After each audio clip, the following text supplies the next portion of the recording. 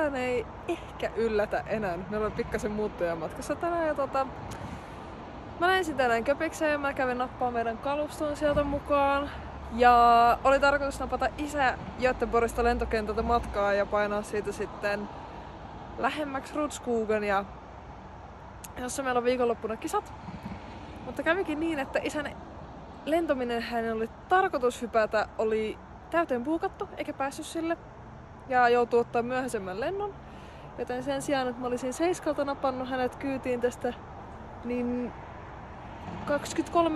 23.45 on arvioitu saapumisaika. Ja jäädään nyt sitten Göteborgiin yöksi ja jatketaan aamulla matkaa. Mutta onneksi treenit on huomenna vasta kello 13. Ja sitä ennen tekniskontrolli, scrutineeringit, lisenssikontrollit sun muut. Meillä on huomenna kauden ensimmäinen testipäivä, että saadaan 3 testivetoa ennen lauantain aikajoa kisaa ja sunnuntaina vielä finaali lähtee. Let's do this. Paine.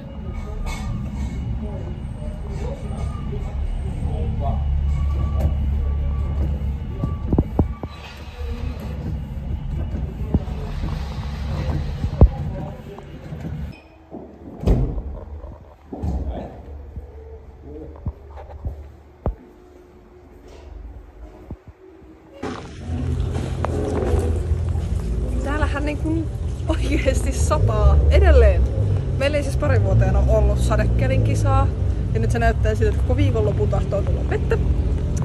Ja saatiin viimeinen treenivetokin vetää sadekelissä. Ei saatu setupia muutettua, vaikka saatiin renkat heitettyä alle, mutta joo. Shit. Tää on vähän hankalaa, kun pukkari on tuolla kauempana, niin käydä vaihtamassa vaatteet päivän jälkeen, mutta jeppistä. Niin, siis normaalista poiketen, niin meillähän oli 3 treenivetoa tänään perjantaina. Huomenna aamulla on vielä warm-up ja aika-ajot kello 8 ja aika-ajot kello 9. Eli sitten meillä on 6 tunnin tauko ja mennään vasta kello 16 ensimmäiseen lähtöön, että aika pitkää päivää saa painaa, mutta on Norjan pojat laittanut todella hienoksi radan ja fasiliteettitilat täällä nyt vuoden aikana, että en ole varmaan ikinä ollut näissä hienoissa tiloissa.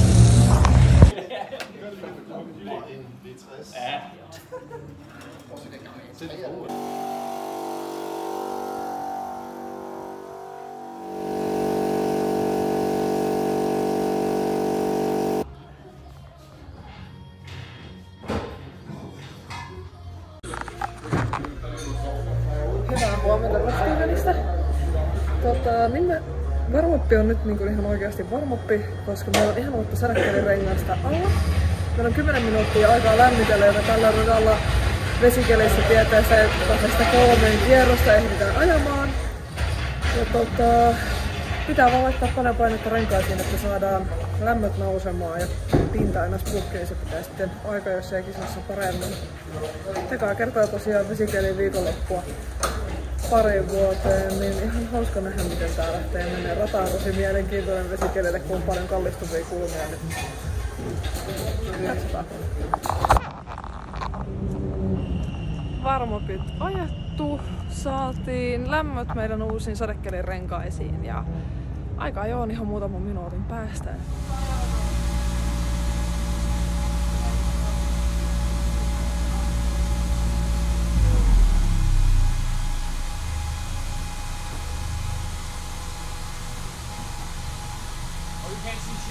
I can't see anything.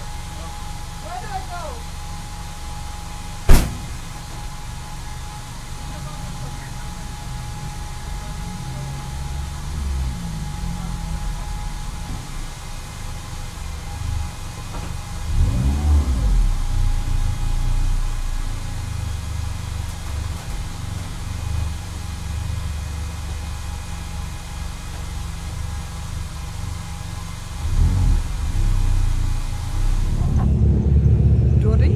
Nyt on sitten aika-ajot ajettu, jotta warm-up ei lupailu meille ihan hirveän hyvää.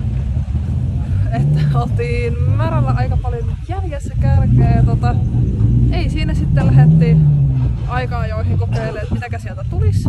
Ja Ajettiin siinä muutama kierros ja kysyin sit isältä, että no minkälaista aikaa täällä pitäisi sitten ajaa, että painaisi kärkeä. Tai mitä se kärki siellä tekee. Isä sit kertoi, että no Milani ajaa tuossa 1.54,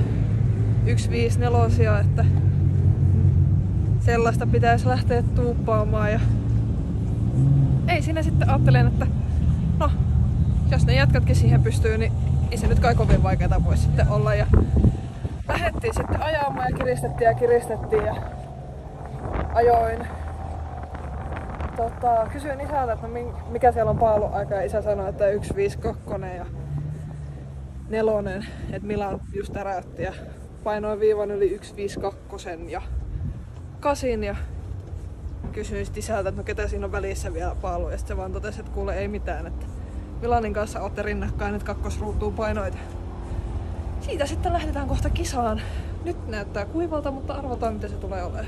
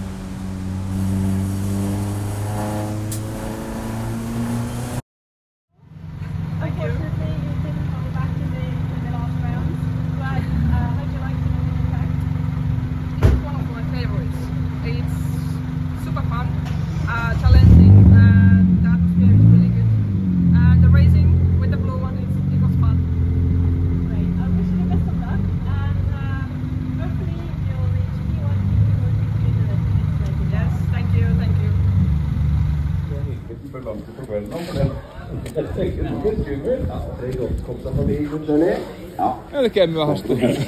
Otatko meistä kuva?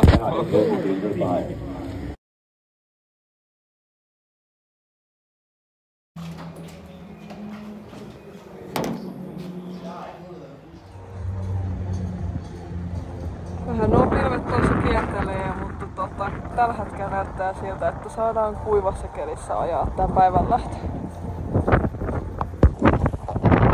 Täällä on vähän viileä, vaikka aurinko paistaakin. Me lähdetään tämän päivän kisaan 4.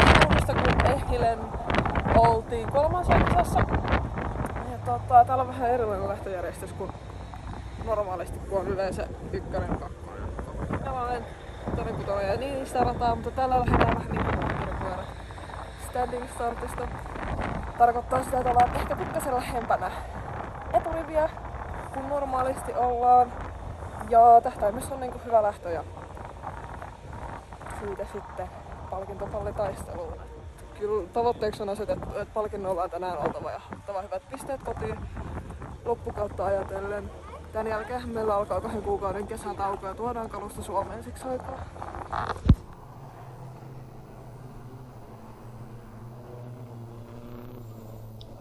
Da fikk jeg forbi der, og så får jeg en touch gjennom tårnsvingen og blir dytta ut og taper.